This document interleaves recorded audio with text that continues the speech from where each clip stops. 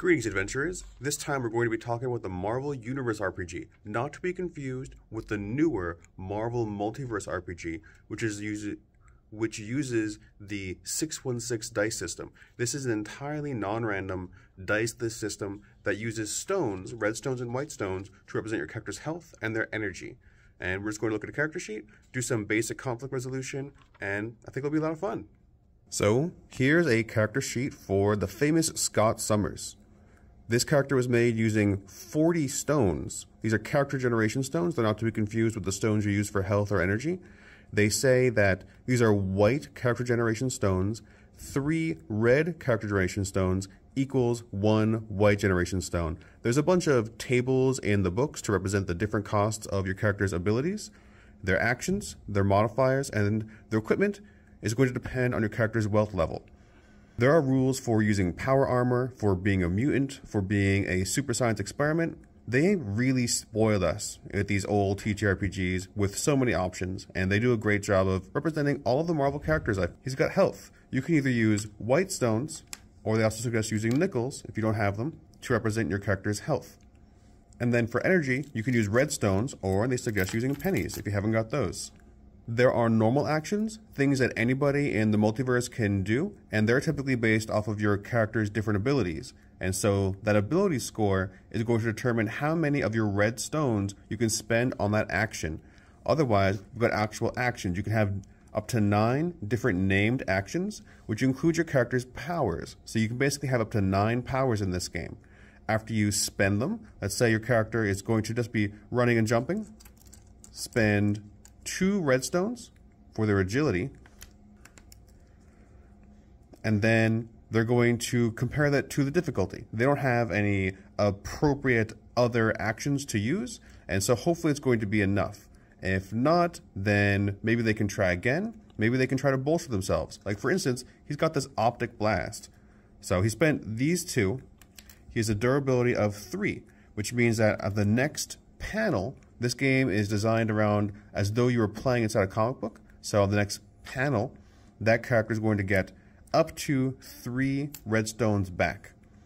Then, because he didn't manage to jump over it, just a little bit too tall, he's going to use his optic blast to propel himself upwards. Let's just do it. Let's put all in on optic blast, and that's going to way overkill through the wall, or let's say over the wall. Maybe he wants to blast through. That's going to depend on how you want to do it. And that's it for the panel. That's all the energy tokens he has. Anything else he does is going to have to be based directly off of his abilities, which can give you a modifier. You can add no more than 2 different modifiers to one of your actions, unless there's other circumstances that could perhaps modify it. Your characters can have a number of specializations equal to your action number. So this is the name of the action, ranged combat, of 2, which would use the weapon mod to increase it. He's got specialization in handguns and energy weapons. The way specializations and actions work in this game is they actually lower the difficulty of the action. So if he was just going to be using his agility to shoot something with a handgun, then it'd probably be pretty hard. He doesn't have the proper training. But because Scott Summers has the handgun training, it's going to be easier for him. I think there's a lot of flexibility in that alone. Nonetheless, next panel, he's going to get 3 red stones back, which he can spend on his next action. And that's the high-level overview for the Marvel Universe RPG. Look forward to talking to you next week about character creation, the different powers, and, of course, conflict resolution. Greetings, adventurers. Please join me today as we go through character creation in the Marvel Universe RPG. Grab your pens and shoot yourselves with graph paper as we gather around the campfire of our collective imaginations. This is an old school game, so we're going to do this with pen and paper. You start with 40 white character generation You start with 40 character generation stones. I have them here as poker chips, 8 stacks of 4, and we might need to subdivide those into red stones. 3 red stones equals 1 white stone. First thing is we're going to want a name. And this is a old classic character for me, Cheyenne Venge. also known as the laser with a Z tiger.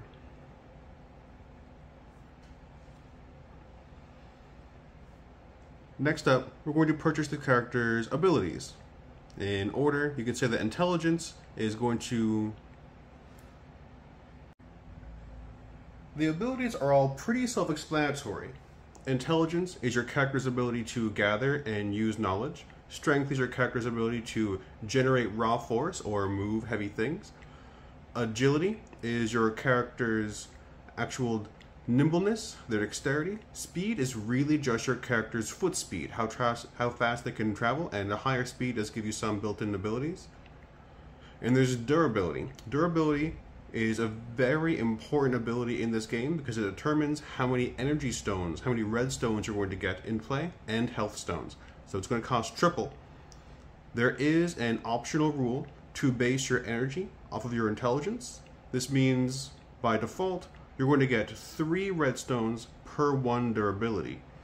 If you use this optional rule, instead of getting energy off of durability, you're going to get 2 red stones per 1 intelligence, and your intelligence is going to cost twice as much. It doesn't mean that durability is any cheaper, however.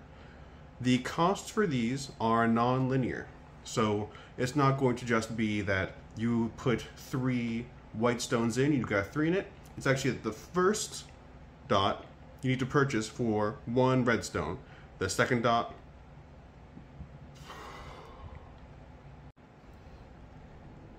typically a 1 in any of these abilities is considered human average, except for intelligence, where 2 is considered human average. So there's a little bit of a discrepancy between those.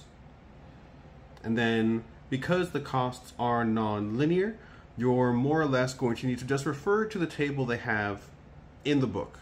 I don't want to reveal any rules and risk infringing on anybody's property, and so I'm just going to tell you what the net costs are for my character. I'm okay with Cheyenne Benj being a little bit of a dummy. So, Laser Tiger, it's going to start with a 1 intelligence. However, he is very strong. I'm going to give him a 5 strength. He is a superhuman athlete, incredible agility, and also very fast, and very durable. Though not as durable as he is strong. It's going to be a good durability to have.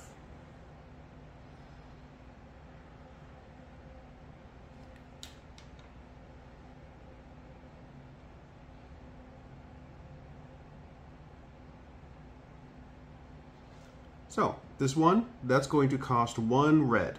So I'm going to break this white stone into 3 reds.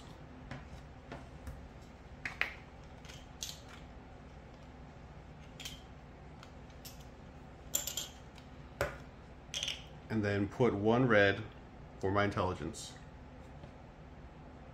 This 5 strength is going to cost 3 white.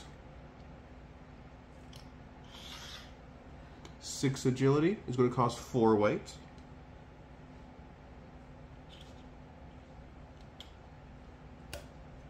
5 speed, also 3 white. 4 durability is going to cost 3 times as much. So 4 durability is 2 white, which now becomes 6 white because of the triple. That's it. That's what I've used so far. Let's get these off the list.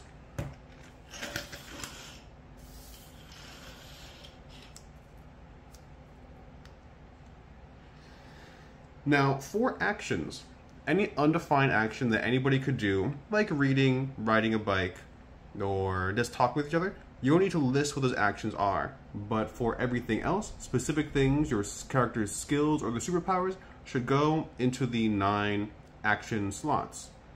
So let's go with some of those, and after we figure out the base cost of these, then we can use the advantages and disadvantages system to modify their costs further. You can only reduce it by disadvantages by up to half, or no less than 1 redstone in cost. And then for advantages, you can take as many as you want.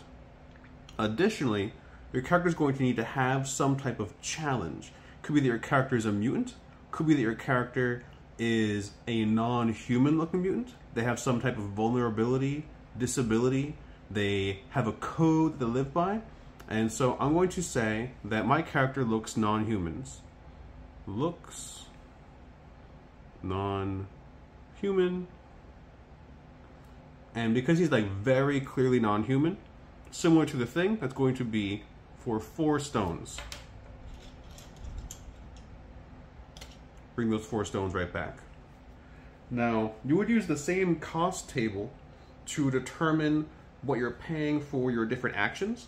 So let's just call this close combat. I want him to be an incredible combatant. So I'm going to put 9 in there, and that's going to cost 12 white.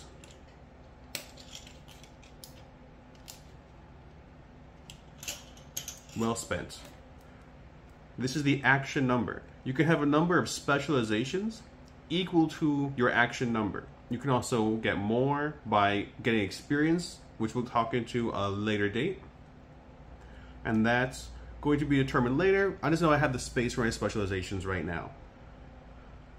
And that's where I'm going to stop today's video. Character creation is going to take more than one video this time because it's so in-depth. And I'm also going to be going through some of the powers at the same time. So, welcome back, adventurers. We're just going to be finishing up Cheyenne Venge today. So there's one thing I wanted to start with is saying that we can stop here. We've got 15 white tokens and 2 red tokens remaining, and you're actually allowed to finish your characters without spending them all. You can spend them in the middle of your adventure to try and finalize your character because you don't really realize what they are. Maybe you don't know what's going to be useful in this game. It's an especially useful feature that you can not spend up to 20 of your white character generation stones and just get right to the adventure. And in the heat of the moment, you'll be like, you know what, maybe my character is a little bit smarter than I thought. So I figured I'd start there. And with that, there are some additional modifiers I feel like this character needs. He's part tiger, so I want him to have animal senses. The way the modifiers work is that instead of using your energy stones in order to affect the game, they're going to take it from the general pool. The Game Master is going to have a general pool of red stones, and these energy stones are going to add to your pool without taking from yours. That's the basic use. This is for situational modifiers, circumstances, sometimes equipment, and of course, modifiers. So we just got basic animal senses. It's going to be 2, and that's going to take away these 2 reds. So now just under the white character generation stones. I'd also like to have retractable claws, because that's what tigers have. These are kind of just a descriptor right now for his close combat. That's going to be rank 0, but it's going to cost 3 white.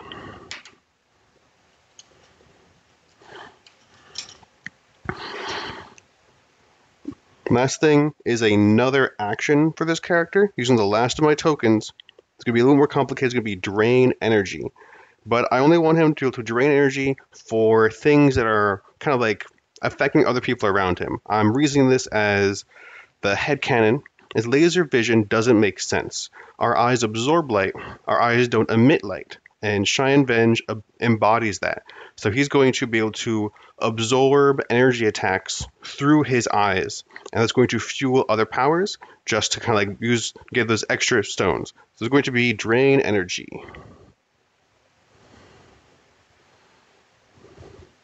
With a modifier at range.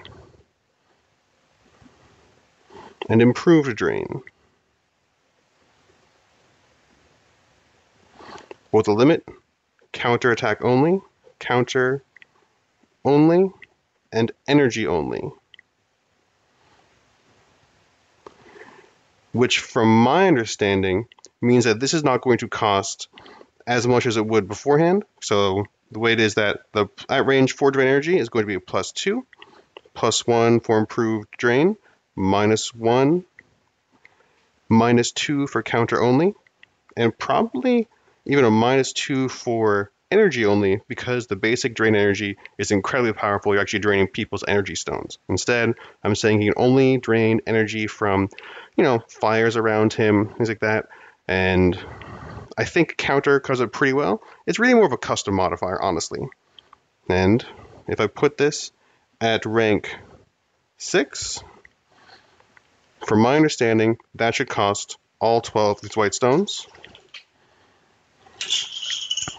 And the character is complete. So he's got a durability of 4 for 4 health, times 3, 12 energy.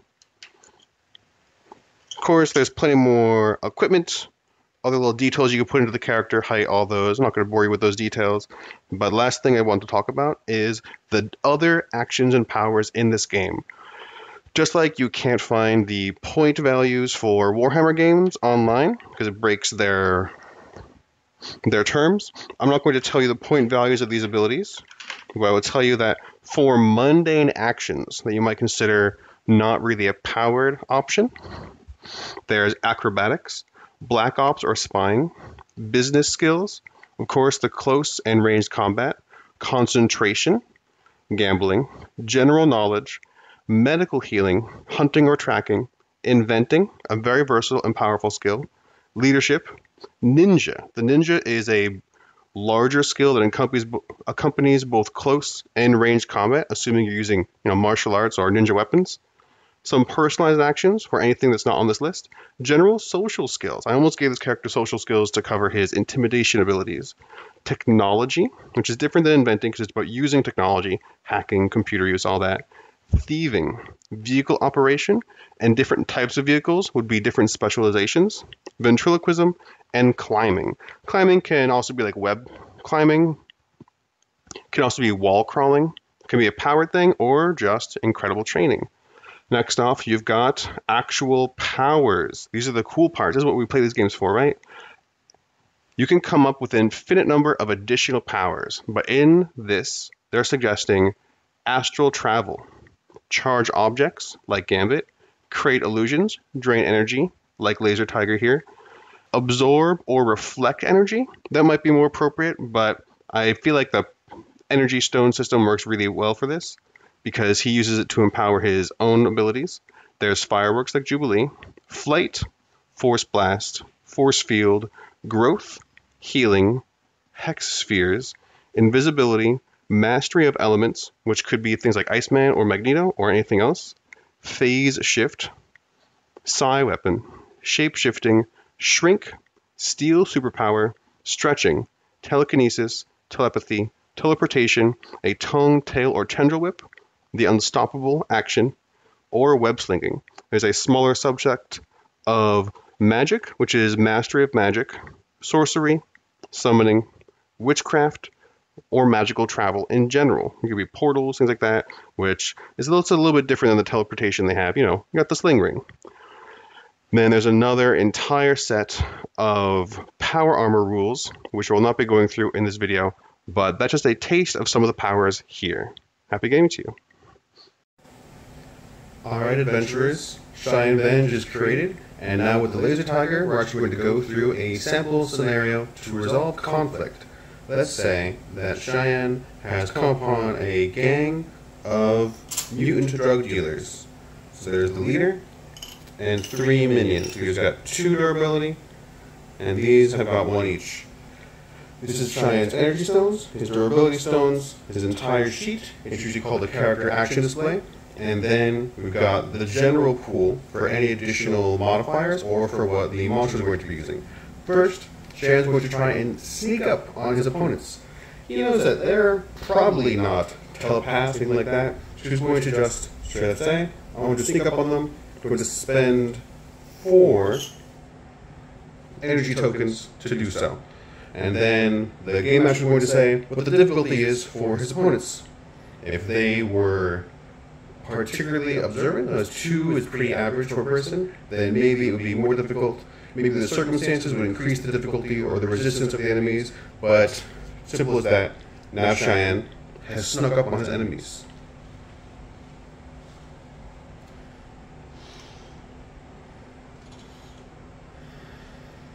Now in melee range, he can overhear that they're attempting to deal the new mutant drug R, which gives all kinds of berserker-like powers to the individuals who take it, and it seems to be more reactive to those with the X gene.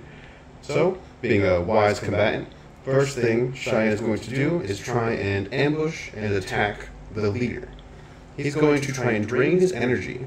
He's got an action number of 6. I could have spent up to 6 agility points previously, but because he didn't think he had to, I conserved some of my energy. It's the same scene, so nothing has been recovered yet. I'm going to spend now, so I've spent 4 out of 12. It's going to be 6 energy on drain energy, which he can do from afar. It's going to depend on his resistance, which I'm telling you right now is 4. So not only is Cheyenne going to, thanks to improved drain, get his back, he's going to drain an additional 6. He's going to take from the general pool. He's going to power his additional actions, and it basically means that this particular enemy is too drained of his powers to offend anybody. That's not exactly how I said it. We went over before, but I'm going to hand wave that for this example. Next up, enemies get to go. Cheyenne has this pool, and they're going to be putting in their 4 each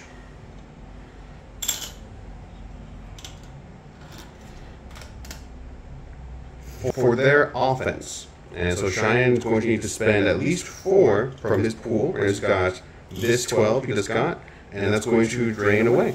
And it's going to take up theirs. At the start of the next round, they would recover their durability. They just put everything into it. They're down to only just a couple of energy stones left. He's going to get 4 back because that is his durability. So that they were using slightly modified strength and some common weapons. And then he's going to go in with his retractable claws. Close combat 9. Going to spend all 6 on close combat, attacking the boss. We're just going to take him out. Simple as that. He's got a defense of 4. He's got these claws, plus a strength of 5. So that comes to 11. You can take him right out. And that's the basic idea. It's pretty easy to resolve. You can see it's very fast. I wanted to do it quickly for you, but if you were doing this with your friends, I highly encourage you to use more narrative descriptions, put some more circumstantial modifiers there, and happy gaming to you.